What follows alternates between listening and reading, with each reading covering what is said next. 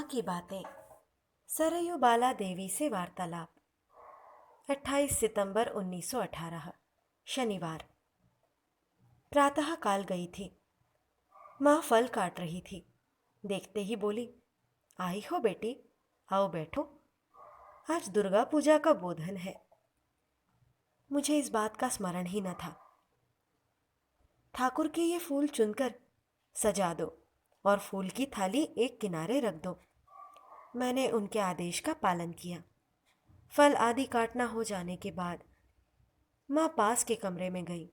स्नान करेंगी। तेल का पात्र तथा कंघी लेकर वे मेरे सामने आ बैठी। उनके सिर पर हाथ लगाने में मैं आगा पीछा कर रही थी।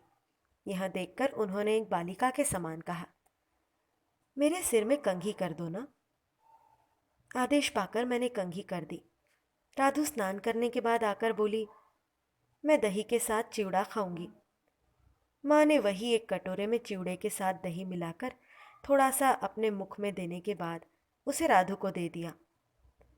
मैं कंघी करना छोड़कर सिर में तेल लगा रही थी। माँ ने कहा, देखो, जयराम बाटी में कुछ लड़के दीक्षा लेने गए थे, सो मैंने दिया नहीं। इस पर वे विनती करते हुए बोले, तो फिर पाँवों की थोड़ी सी धूल ही दे दीजिए, हम लोग ताबीज़ बनाकर पहनेंगे। ऐसा था उनका भक्ति विश्वास।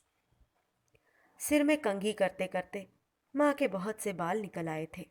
माँ ने कहा, लो जी, रख लो। वस्तुतः मैं ही धन्य हो गई। मेरी उन्हें ले जाने की इच्छा थी। इसके बाद मैं माँ के साथ गंगा में नहाने गई। स्नान करके आने के बाद पूजा समाप्त होते ही माँ प्रसाद वितरण करने लगी। इसी में काफ़ी समय चला गया। श्यामदास कविराज राधु को देखने आए। माँ ने राधु को बुला देने के लिए कहा। मैं बुलाने गई। थोड़ी देर बाद रास बिहारी महाराज आकर कविराज महाशय को बुला लाए। उनके जांच कर लेने के बाद माँ ने राधु से उन्हें प्रणाम करने को कहा। राधु ने झुककर प्रणाम किया। उनके चले जाने पर किसी किसी ने पूछा, ये क्या ब्राह्मण है? माँ, नहीं, वैद्य है। तो फिर आपने प्रणाम करने को क्यों कहा?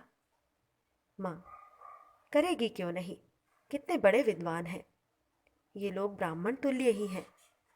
इन्हें प्रणाम नहीं करेगी तो किसे करेगी? क्या कहती हो बेटी? ठाकुर का भोग हो गया। माँ का भोजन हो जाने पर हम सभी खाने बैठी। माँ ने मुझसे कहा, उड़द की दाल अच्छी हुई है, खाओ।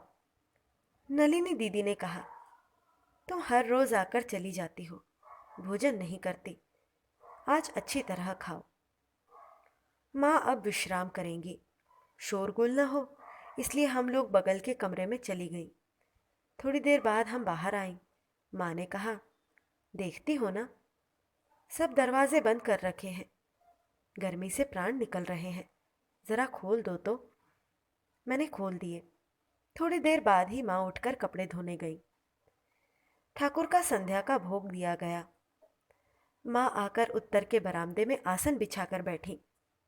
थोड़ी देर बाद बहू, माकू आदि सब थिएटर देखने चली गई। माँ के सामने चुपचाप बैठे बैठे मैंने देखा कि उनके सिर पर सामने की ओर से बहुत से केश पके हुए थे। मन में आया कि सवेरे यदि मैं उन्हें निकाल डालती। माँ ने भी कहा, आओ तो बेटी, मेरे पके हुए बाल निकाल दो।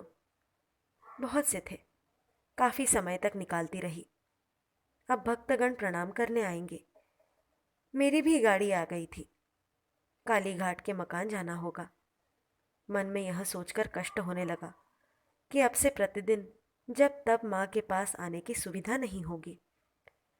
प्रणाम करके विदा लेते समय माँ ने कहा, महाअष्टमी के दिन यदि हो सके तो आना।